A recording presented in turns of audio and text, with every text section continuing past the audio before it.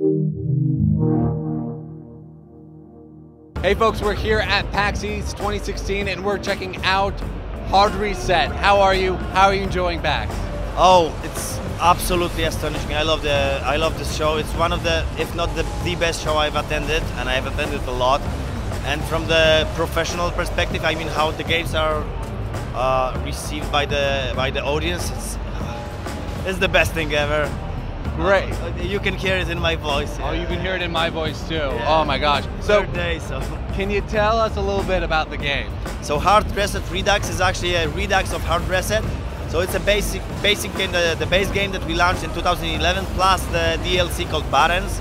So we put it together, and we added some stuff that we had in Shadow Warrior, and we really liked it in Shadow Warrior. So most notably the katana.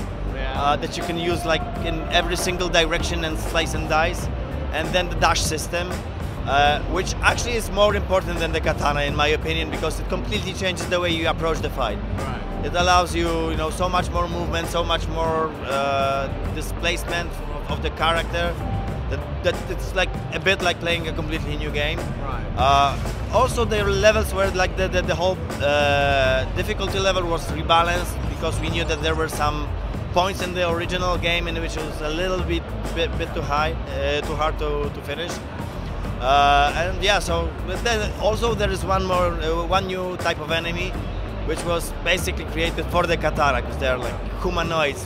We had this a little bit of criticism that we have too many robots in the game. So yeah, we needed some meat. Okay. Why did you guys decide to do this redux of Hard Reset? So two reasons. First of all, we believe that on the modern consoles, or on the current gen consoles, we lack Twitch shooters, which are basically like just arcade fun. Right. Not necessarily, yeah, of course we have a storyline. It's not like there is no storyline in the game, au contraire. But still, it's not a narrative-driven game. It's not a set-piece game, like, set piece after set piece. You go from a chase and train to the fight with the helicopter. No, it's more of a serious sum with robots, or Painkiller with robots. Actually, the game was made by people who worked on Painkiller as well, so there is some connection between those titles. So yeah, it's an arcade shooter in which you have tons of enemies, just charging at you and trying to kill you, and you have to dodge around, use your environment to kill them, use the weapons. We have very cool set of weapons. Actually, that will sound bad. We have only 2 weapons, but each of those weapons, besides the katana, but each of those weapons, it has 5 different firing modes, and then each firing mode has an alternate fire mode. So it's a modeception, so to speak.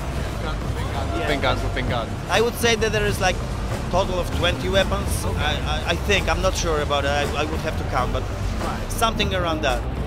Cool. Now we're seeing a lot in the indie scene. Really, Twitch shooters are really coming back. We have your game, we have Shadow Warrior, and we have Strafe over there. Why do you think fans are really going back to that Twitch shooter like arcade first-person shooter games? Because they are tired with the set piece after set piece after set piece. I would say that's the main reason. Actually, because I forgot to say to tell about the second reason why we are launching it, Shadow Warrior 2. So we are in the production process of Shadow Warrior 2, and we really would like to kind of be visible on the market as a company. Okay. It's a cool game. We hope that people will appreciate the fact that it's a cheap and very attractive arcade game. Right. And it will be also kind of a bump for Shadow Warrior 2.